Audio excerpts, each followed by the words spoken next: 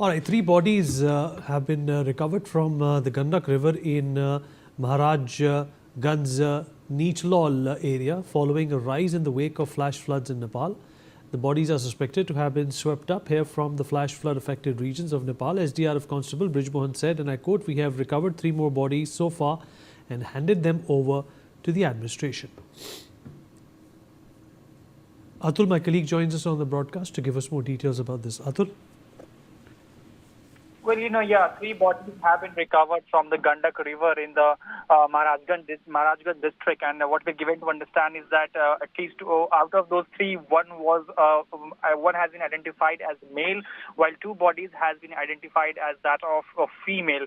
Now, this is believed to have been swept downstream from the flood-hit region in the neighboring Nepal, is the initial assessment. Now, the SSB team, which spotted the bodies floating in the river during the regular monitoring, they have been able to retrieve those bodies from the heavy currents that was underway in that particular river.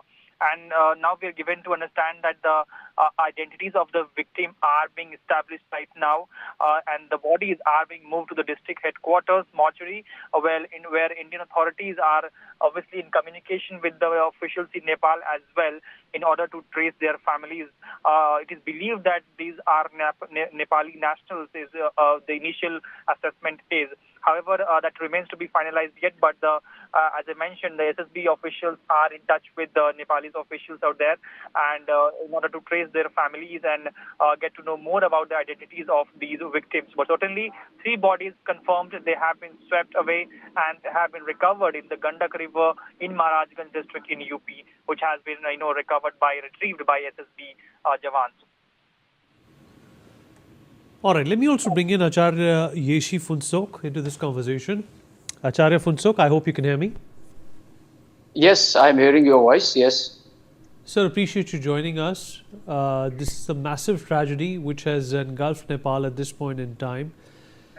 It's obviously very easy to understand that this is all related to climate change. What are your thoughts about what has happened here, sir?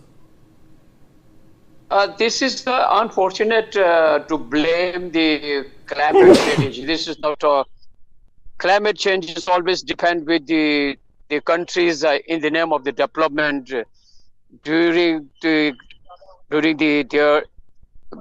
building up the dam and all to destructions of the environment in the mountain and hill area. So therefore, the climate is the disaster is happening.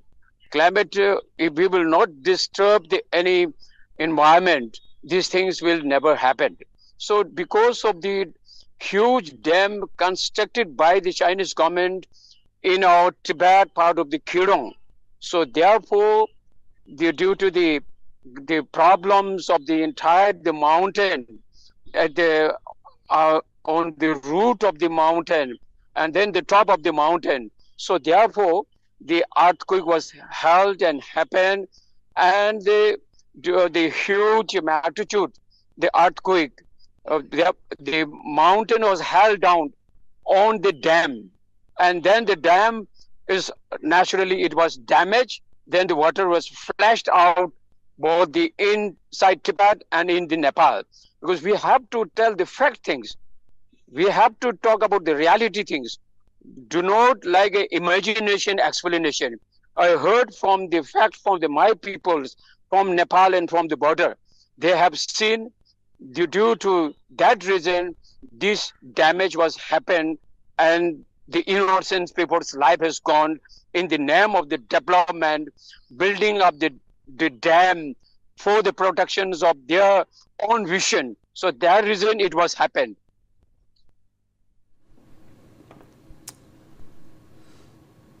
All right. Prashant is still there with us. Prashant, what do you think is going to be the way ahead in the next few days? Obviously, there is going to be a problem in figuring out and removing the debris to recover survivors or the people who have succumbed. What is going to be the administration's biggest challenge? Because obviously these floods and the standing water is also going to bring about problems and diseases. Actually, I, as we are looking after government works, for now we can say thank you to Balendra Shah government as they have shown activeness in this problem. But this problem need to be solved in a group, not a single. Like Nepal can't solve it alone. This is not impossible. As if Nepal says that it's our problem or we can solve it alone, it can be assured or it can be done in any cost. So for now, from government side, what we need to do is there should be a coordination between Nepal, India, and China on a solution, as we are talking a lot about problem. And right now, as being a country or being a representative from Nepal, we are looking right now on the mentality of people and government bureaucrats. They are only focusing on a problem, but for now we need to focus on solution. That let's hope this thing should not be repeated again. This thing should not take lives of any Nepali, any other citizen as well. So as for now, we need to work hard. We need to coordinate with all three countries: India, China, and Nepal should stand together for this. They need to show solidarity and they need to be together and find out the solution. As what I'm looking is India, Nepal should go on digital real-time data sharing, All right. and same with China as well.